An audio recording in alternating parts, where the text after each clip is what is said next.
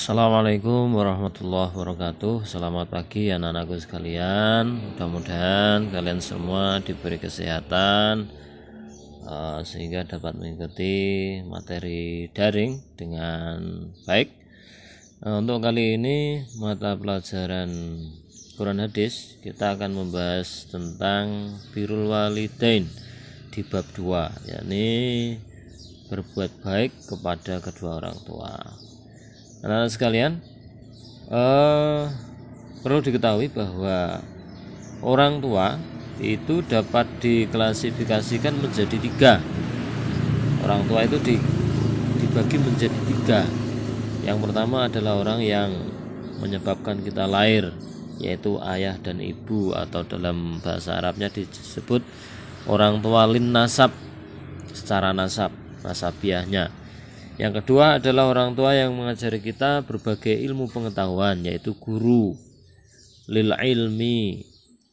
Baik guru ketika kalian mengaji di TPA atau di sekolahan atau di pesantren. Dan berikutnya yang ketiga adalah orang tua karena pernikahan, yakni mertua, orang tua dari istri atau suami kita, yang disebut dalam bahasa Arabnya musyaharah. Dan ketiga-tiga ini adalah orang tua yang harus kita hormati, kita taatimi selayaknya orang tua sendiri. Baik, memasuki poin A, bisa dilihat di halaman 21. Mari memahami Al-Quran dan Hadis. Kita membahas dulu Al-Quran surat Al-Isra ayat 23 sampai 24. Wa qadara rabbuka alla ta'budu illa iyyahu wa bil walidaini ihsana imma yablughanna 'indal kibara ahaduhuma aw kilahuma fala taqul lahumu uff wa la tanharhuma wa qul lahumu qawlan karima wahfid lahumu janaha dhulli minar rahmati wa qur rabbirhamhuma kama rabbayani shaghira. Untuk kosakata bisa kalian lihat, kalian pelajari di halaman 21. Jadi pengertiannya dari ayat tersebut bahwa Allah telah memerintahkan agar kita tidak menyembah selainnya dan juga berbuat baik kepada kedua orang tua, yaitu ibu dan bapak. Jadi saking pentingnya birrul walidain, di sini ada 2 hal yang sangat penting dalam ayat yang disebutkan. Yang pertama, tidak boleh menyekutukan Tuhan. Yang kedua, berbuat baik kepada kedua orang tua. Jadi kita harus hati-hati. Berikutnya, dan juga dalam ayat ini Allah melarang kita membentak kedua orang tua dengan ucapan yang tidak baik atau perilaku yang tidak baik. Wa qul lahuma uffin wa la tanharhuma wa la taqul lahuma uffin. Jadi kita tidak boleh mengatakan perkataan yang bisa menyakiti atau perilaku yang bisa menyakiti kepada kedua orang tua. Dan rendahkanlah dirimu terhadap keduanya dengan penuh kasih sayang dan ucapkanlah, wahai Tuhanku, sayangilah keduanya sebagaimana mereka berdua telah mendidik aku pada waktu kecil. Itu penjelasan dari surat Al-Isra ayat 23-24. Nah, berikutnya surat Luqman ayat 13 sampai 17. Kosakatanya bisa kalian lihat di halaman 23. Di sini menjelaskan hampir sama.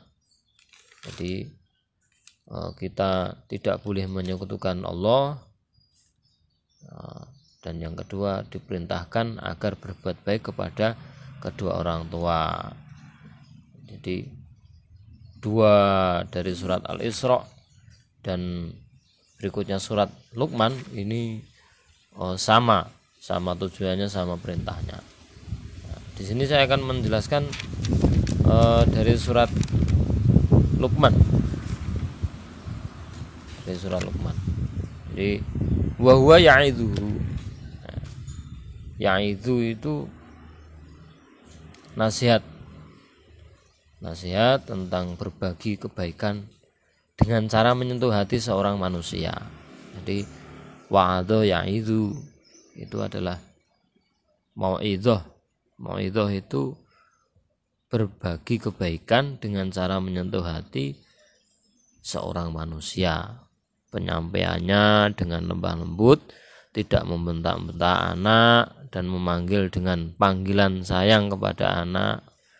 Lafal bunaya menerangkan peran kemungilan dan lugu yang menandakan rasa kasih sayang.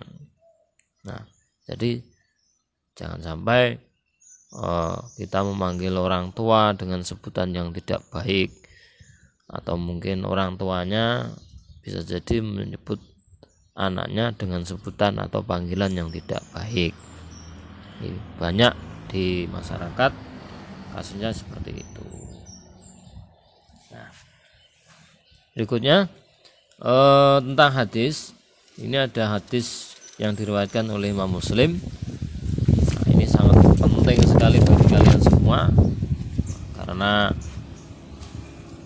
di sini disampaikan, saya bacakan, an Nabi Hurairah an Nabi sallallahu alaihi wasallam qala raghima anfu thumma raghima anfu thumma raghima anfu. Nah, ini diulang sampai 3 kali lafaz raghima anfu ini. Qila man ya Rasulullah? Qala man adraka abawaihi indal kibari ahadahuma aw kilaihima falam yadkhulil jannah. Nah, artinya barang siapa yang mendapati, saya ulang, Rasulullah SAW bersabda, dia celaka. Jadi perkataan dia celaka itu sampai diulang 3 kali. Lalu Rasulullah ditanya, siapa yang celaka ya Rasulullah? Jawab Nabi, barang siapa yang mendapati kedua orang tuanya dalam usia lanjut atau salah satu dari keduanya, tetapi dia tidak berusaha masuk surga dengan berusaha berbakti kepadanya dengan sebaik-baiknya. Jadi kalau ada seorang anak bisa menjumpai kedua orang tuanya bisa berumur panjang, tapi dia tidak mau berusaha berbuat baik, berbakti sampai dia meninggal, berarti orang ini adalah orang yang celaka. Nah, hadis berikutnya diriwayatkan oleh Imam Bukhari Muslim. Sami'tu Abdullah bin Amrin radhiyallahu anhuma yaqul ja'a rajulun ila Nabi sallallahu alaihi wasallam fastadzanahu fil jihad faqala ahayyun walidaka qala na'am qala fa fihi ma fajahid.